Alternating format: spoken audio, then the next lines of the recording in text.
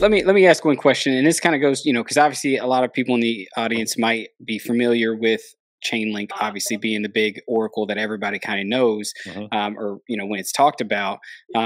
What things on Ethereum are now there because of Chainlink and that are big? Like, I'm not talking about tiny things. Like, is there any big known projects that wouldn't be possible on Ethereum if it were not for Chainlink that you could see migrating, or things like that being built on Algorand now? Because that's the whole thing, that it was kind of like before Goracle and after Goracle. It's like, what type of dApps are actually going to start being built and migrating to the Algorand blockchain, or what could migrate and be built? I'll give a great example.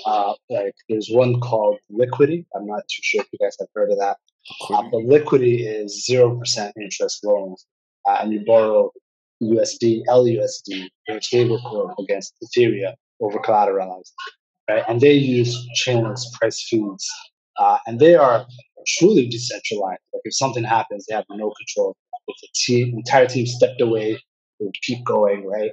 And that's what we call true decentralization, right? Where everybody can disappear overnight and the protocol still works fine. And so for them, they really need the price of Ethereum against the US dollar. And they ended up choosing Chainlink, and they've been using Chainlink for however long they've been using it for. And so for an application that wants to truly be decentralized, they have to have an Oracle. And so in this case, right, if anything happens to their code, it doesn't matter because their code lives on the chain. And when your code lives on chain, your Oracle has to also live on chain. And so Chainlink accomplishes their reliability by somewhat being centralized. They know who the node operators are. They're these kind of big organizations that are well paid to run these price feeds. The way we do it is we just have this permissionless node network where if we decide to step away, we can't really shut down this node network. People are requesting data from it, to and from. Okay, one question on top of that I have, and this is kind of thinking along the lines of mass adoption and these big entities. See, we'll name drop DraftKings, right? Like that's the big idea that comes to mind that everybody wants to see on a blockchain. But I want to know, one, how robust is Goracle versus something like a Chainlink for these type companies to actually try and want to build? Because here's the thing, no big company like DraftKings is going to build something on a blockchain that they fear could go down, or their service could be interrupted, and their users can't use aren't getting accurate price feeds, or aren't getting accurate data stuff, so that they can actually run their applications. Where are we kind of in this, Oracle's being built and going live, to actually getting some of these big name players to actually start looking to move their product on chain? Yeah, that's a great question, and this may be a bit of a controversial response here. DraftKings may never want to go on chain. It would probably hurt their profits, right? It would be a competitor to DraftKings that can offer the same thing, because with DraftKings, they're kind of closed and they need that, and there's a lot of complaints with their customer service and things like that.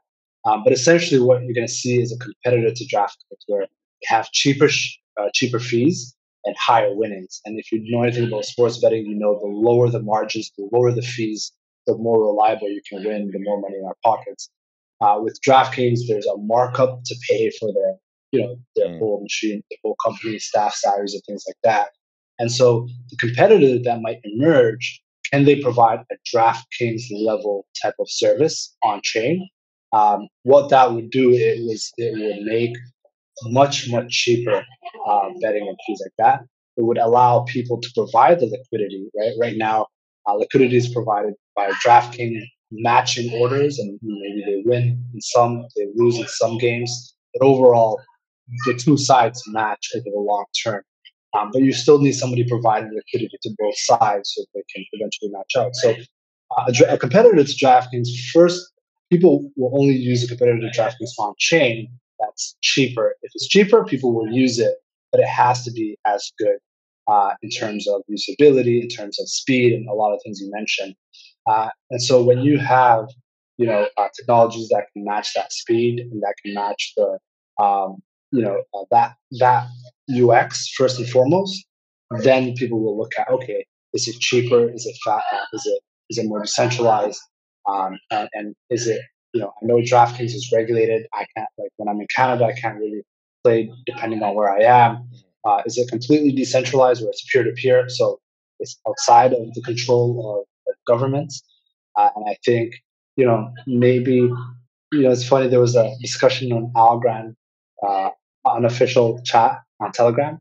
And we were comparing right now to how the internet was in the 90s, where there was so much potential, but shipping was still not advanced. People were not used to paying for stuff online, and they were just wary of it. So I think we're sort of in that area. There might be another dot-com bubble, and you might see some more apps, but I think 5 to 10 years we'll start to see a lot of useful apps.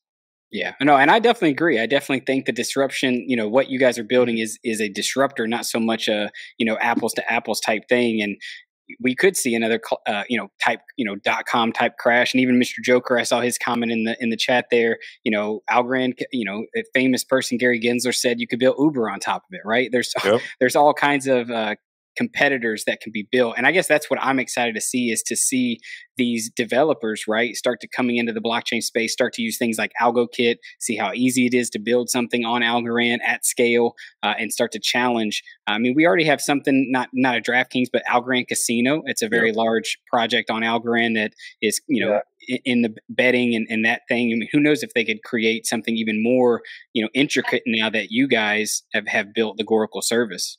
Going back to the earlier, what I said at the beginning, some banks and some municipalities are building on Algorand because it allows them to be take away their customer service, and now they're saving on those fees because you just do everything yourself and it's transparent. They're foregoing backend databases like Amazon, AWS. So governments doing that save themselves costs in the long term because it's now all on chain and they don't have to worry about it maintaining. So that's the type of adoption I think we're seeing now. Just watched a clip from episode 63 of The Next Block with Abdul Osman, the CEO and founder of Goracle. Let us know down in the comments below what you thought of the episode. If you enjoyed the episode and you want to catch the entire thing, check out the video description down below for a link to the entire interview. To support the podcast further, also check out the video description down below for our Algorand donation wallet. This wallet can accept Algo and other Algorand standard assets. And last but not least, don't forget to like the video, subscribe to the channel, and let us know down below who you want to see next on the podcast.